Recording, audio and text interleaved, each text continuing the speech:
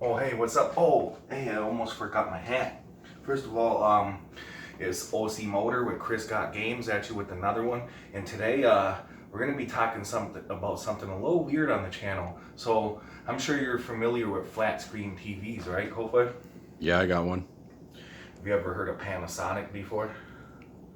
Yeah, I heard of Panasonic. You know that back in the early 90s, Panasonic actually attempted to make a video game console? Actually, I freaking I got like everything I wanted when I was little, but actually they had that in the basement of the Sears downtown, and Oh, so you really heard about it? I would literally beg. I would literally beg for it, and that's like the only thing I would always beg for and never got. Oh, wow. So yeah, I heard of it. I have it. Wait, you have the what? Well, you've heard of the Xbox, right? Yeah.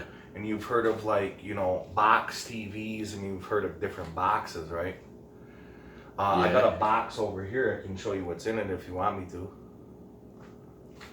I'll show you.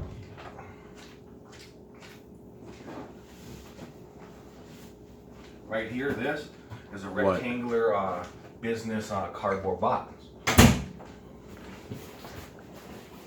And in this box is another box. What? First of all, that's a controller. Right here. Hold on. Before you go any further. We'll get to that later in another video. Wait. But yeah, this is Panasonic's attempt to make a video game console. Dude, it's what? called the Panasonic r.e.a.l. Oh yeah, yup. That's what I was. Yeah, the thing in Sears, because I remember. Yeah, the box. I remember seeing it and being like, "That's the best graphics I've ever seen in my life." And I'd be like, "Please let me get." I'd play it in the basement of Sears. It's a big square box, and you know what's crazy? You know what this? That was my dream to have. You know what this expansion port is for right here? I got everything but this. You know what this expansion port is for right here? What's that? If you hook a separate card into here, you could play like VCDs. You could play like they had like some weird like porn videos and like stuff like that came out for the Panasonic 3DO back in the day. Dang, that's crazy. Maybe that's why my mom never got it for me. I don't necessarily know if that's why your mom didn't get it for you. I never knew about that.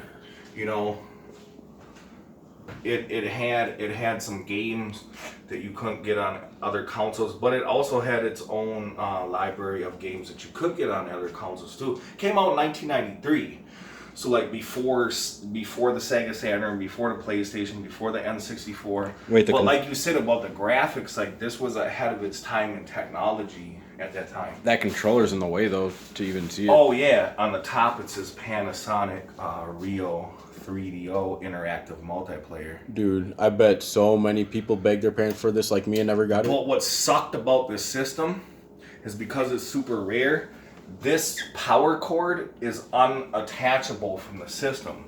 So if you broke this power cord, unless you reconnected it, the whole system is broke. Dang.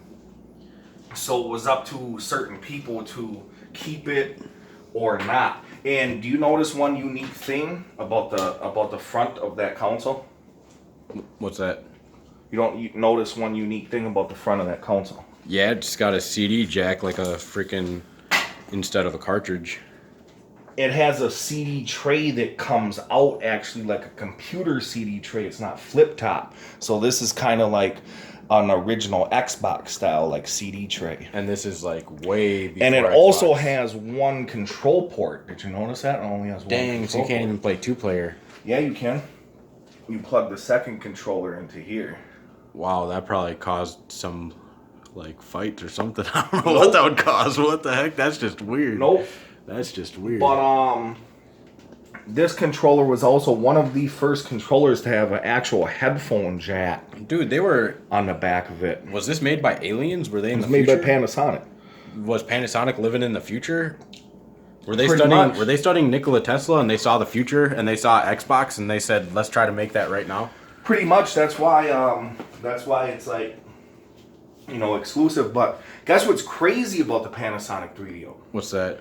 Guess who created the Panasonic 3DO? Trip Hawkins. Wait, I thought Panasonic created it. He created. What is that? Wait, what does that say? he created the idea. It says ready, basically access, basically power and reset or open close. But you know who Trip Hawkins is? Kofoid? I have no idea. He created the Ready idea 3DO. of 3DO, but Power, he had open Panasonic. close. He had Panasonic basically like created for him. Have you ever played this? Yeah, but Trip Hawkins is the creator of Electronic Arts. Basically Madden or any popular sports game. What's Madden? You don't know Madden NFL football? It's like one of the most popular football franchises in the world. That's like the only game that Danny can beat me at. It's created by Electronic Arts. So the person that created the foundation of Electronic Arts created the idea for this. Created the idea for this. The Trip Hawkins, the founder of Electronic Arts or EA Entertainment in general, was the dude behind like creating this console. He went to Panasonic and was like, I want a game console.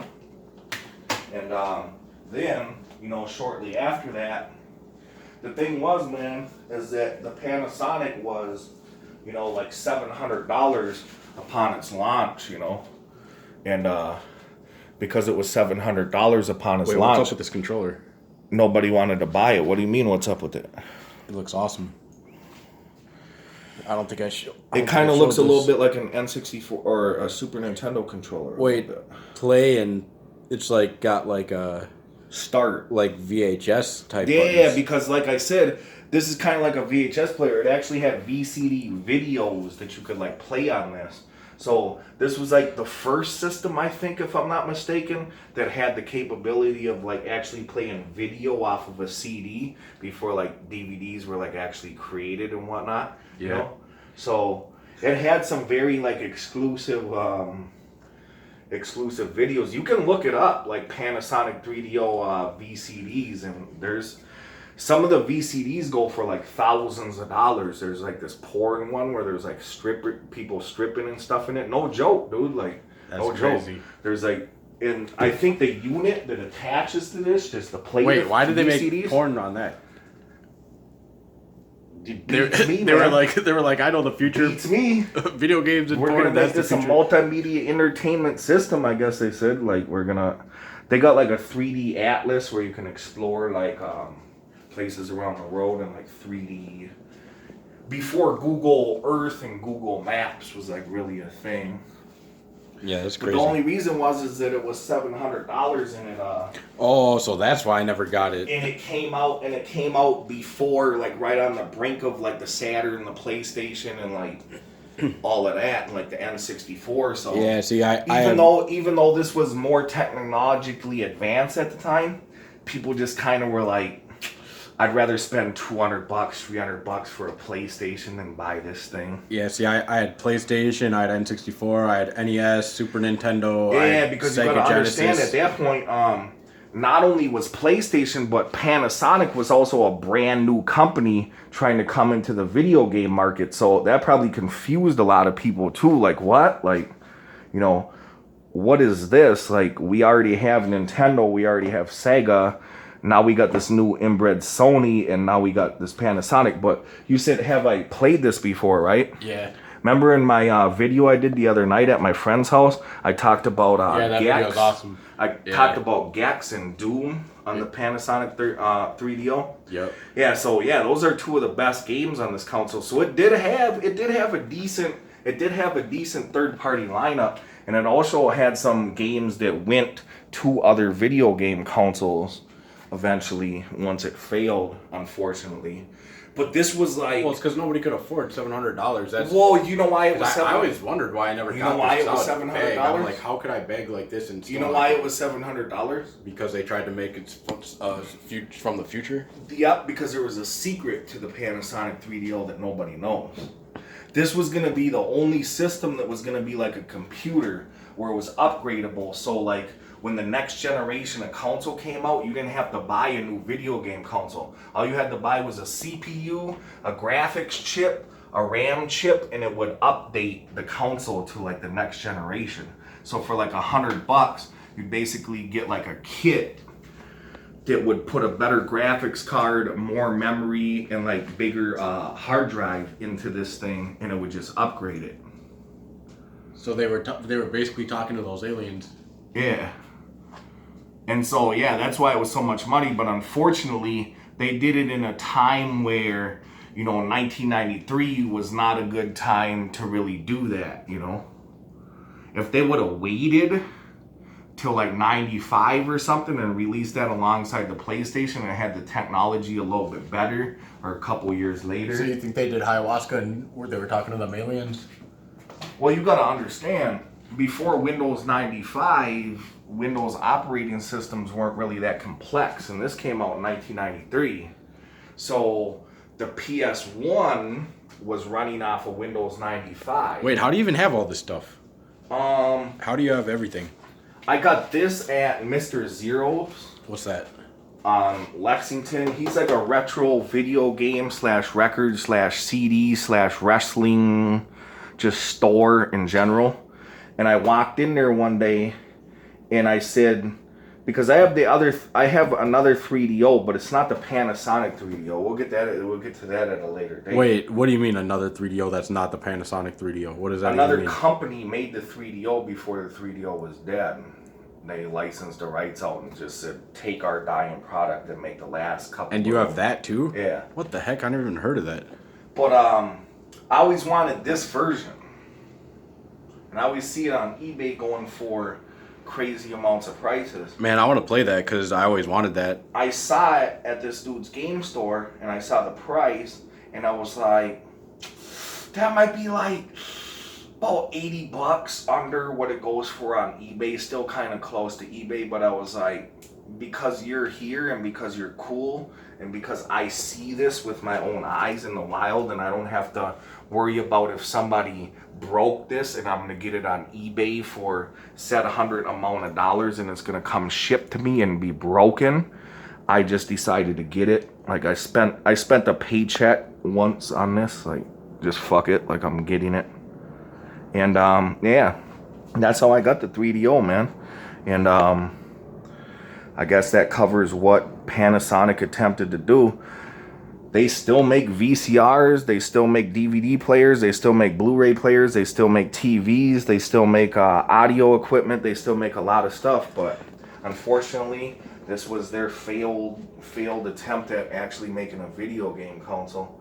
And it only lasted about like 4 years or 3 years, even if that. Yeah, if they didn't charge $700, I guarantee I would have had it. If it would have been like $200 or $300, I guarantee the amount I begged. I guarantee you the PlayStation probably would have never even succeeded if this would have been $300. Oh, so that wouldn't have been good then. Yeah. Because PlayStation had it all. I guarantee you the Atari Jaguar would have probably succeeded if this wasn't $700. That is awesome. I do really want to play that because I always wanted it. Yeah, definitely, man. It's just a unique thing that actually came out where people... Panasonic didn't make a video game console. Well, here's your proof right here that it actually existed. It's just that, you know, they were trying to compete with the Super Nintendo and the Sega Genesis in 1993. And the Sega Genesis and the Super Nintendo were nothing to F with back then. And it just ended up failing. This is, besides the CDI or the Philips CDI or the Sanyo system, I think this is one of the very first CD-based media consoles ever made, like, in history. Aside from the one that Fujitsu made in Japan, the Towns Marty or something like that. What's that? It's like a Japanese exclusive like system only that came out like 1992, which I think that was the very first CD-based media system. Or no. What am I talking about? The Sega CD was the very first CD-based, but that was like one of the first 32-bit like true, actual on par with the PlayStation and the Saturn like 32-bit like media systems. But yeah, that's gonna be it today for this one, man. And I just wanted to cover the Panasonic 3DO, OC Motor with another one, signing off on Chris Got Games and just showing you a unique system with a unique controller in back in the early 90s, where the real video game wars were. And, you know, if you want to subscribe to my channel, do it. You know, hit the notification bell, hit the likes, and share the video if you want. And just, you know, if you have kids and you grew up in this area and you remember the 3DO, just pass the video along, man, and just let this kind of retro stuff never die, man, because it shouldn't. And I don't know how big I'm gonna get eventually, but eventually maybe my stuff can go into a museum someday, like the Immortal John Hancock on YouTube. You know, we're on that museum stuff, and we hope that it can be preserved forever, you know, and it's never gonna die. But on that note, man, signing off. Peace.